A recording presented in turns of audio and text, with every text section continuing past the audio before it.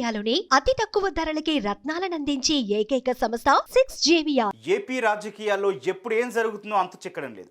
ఏ party ఎవరితో కలుస్తుంది, ఏ నేత ఎక్కడ ఉంటారో కూడా అర్థం కావటం లేదు. పొత్తుల లెక్కల్లో అన్ని పార్టీలు తలమునకలు అవుతున్నాయి. అయితే ఈ లెక్కలపై క్లారిటీ కోసం అన్ని పార్టీలు బీజేపీ వైపే చూస్తున్నాయి. అధికార వైసీపీ ఈసారి కూడా సింగిల్గానే బరిలోకి దిగుతోంది. వైసీపీ నేరుగా బీజేపీతో కలిసేందుకు ఇష్టపడటం లేదు. కానీ రాజకీయ ప్రయోజనాల విషయంలో ఆ రెండు పార్టీలకు పరస్పర అవగాహనతో ఉన్నాయి. మరోవైపు టీడీపీ, జనసేనలు తమతో బీజేపీ కలిసి వస్తుందని నమ్మకం పెట్టుకున్నాయి.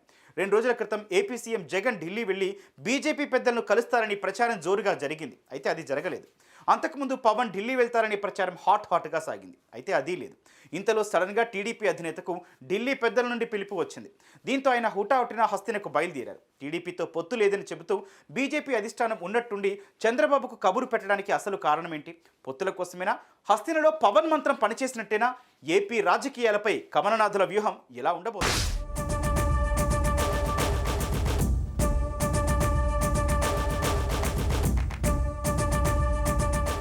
ఏపీలో ఎన్నికలు సమీపిస్తున్నాయి. మరో 3 నెలల్లో ఎన్నికలు జరగబోతున్న తరుణంలో ఆసక్తికర పరిణామాలు చోటు చేసుకున్నాయి.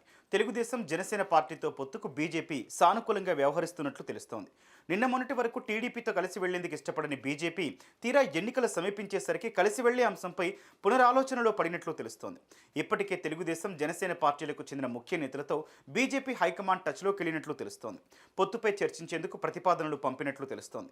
ఇందులో భాగంగానే టీడీపీ అధినేత చంద్రబాబు నాయుడు ఢిల్లీకి వెళ్ళినట్టు తెలుస్తోంది.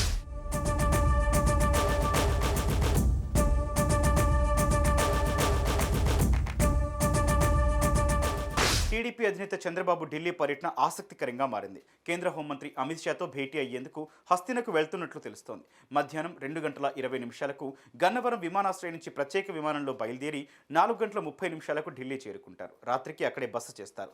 బుధవారం రాత్రి కానీ గురువారం కానీ ఆయన అమిత్ షాతో సమావేశమవుతారని తెలుస్తోంది. గురువారం సాయంత్రం ఢిల్లీ నుంచి చంద్రబాబు తిరుగు ప్రయాణమవుతారని చెబుతున్నారు. చంద్రబాబు అమిత్ షాతో భేటీ కానుండటం చర్చనీయాంశమైంది. ఎన్నికల పొత్తుల అంశంపై చర్చించేందుకే ఈ భేటీ అన్నట్టుగా ప్రచారం జరుగుతోంది.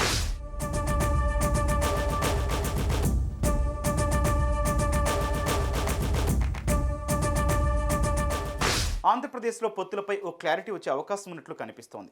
వైసీపీ విముక్త ఆంధ్రప్రదేశ్ తమ లక్ష్యమన్న పవన్ కళ్యాణ్ తమతో కలిసి వచ్చేలా బీజేపీ అధిష్టానాన్ని ఒప్పించే ప్రయత్నం చేస్తానని జనసేనాని తెలిపారు. ఈ మేరకు ఇప్పటికే బీజేపీ అగ్రనేతలతో సైతం పలు దఫాలుగా చర్చలు జరిపిన సంగతి తెలిసిందే. ఇకపోతే తెలుగుదేశం పార్టీతో పొత్తు ప్రకటించిన అనంతరం జనసేన పార్టీ అధినేత పవన్ కళ్యాణ్ దూకుడు పెంచారు. ఇప్పటికే ఇరు పార్టీల అధినేతలు పలుమార్లు భేటీ అయి ఉమ్మడి కార్యాచరణ, సీట్ల సర్దుబాటుపై చర్చిస్తోన్న సంగతి తెలిసిందే. ఇదే తరుణంలో నారా లోకేష్ యువగళ పాదయాత్ర ముగింపు సభలు సైతం పవన్ కళ్యాణ్ పాల్గొనడం, ఆ సభకు జనం భారీగా తరలివచ్చిన సంగతి తెలిసిందే. దీంతో ఏపీలో రాజకీయ సమీకరణాలు ఒక్కసారిగా మారిపోయాయి.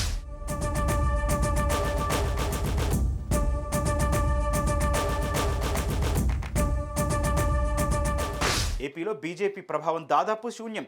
ఏదైనా పార్టీతో పొత్తు పెట్టుకుంటే తప్ప ఆ పార్టీకి కనీసం 1% ఓట్లు కూడా రావు. గత ఎన్నికల్లో ఆ పార్టీకి నోటా కంటే తక్కువ సీట్లే వచ్చాయి. ఇప్పుడు ఒంటరిగా వెళ్తే మళ్ళీ అదే రిపీట్ కావడం ఖాయం. అయితే ఏపీ బీజేపీ క్యాడర్ మొత్తం ఖచ్చితంగా టీడీపీ, జనసేనతో కలిసి వెళ్లాలని కోరుకుంటోంది.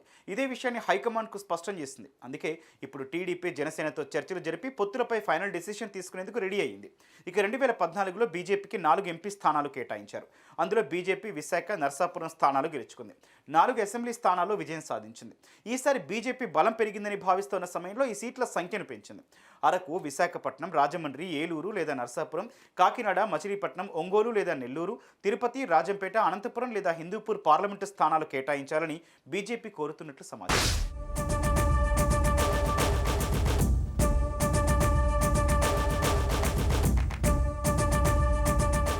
బీజేపీ పెద్దలతో పొత్తులపై చంద్రబాబుతో చర్చల అనంతరం పవన్ కళ్యాణ్ నేరుగా రంగంలోకి దిగనున్నారు. 8వ తేదీన మరోసారి భేటీ కావాలని పవన్, చంద్రబాబు ఇప్పటికే నిర్ణయం తీసుకున్నారు.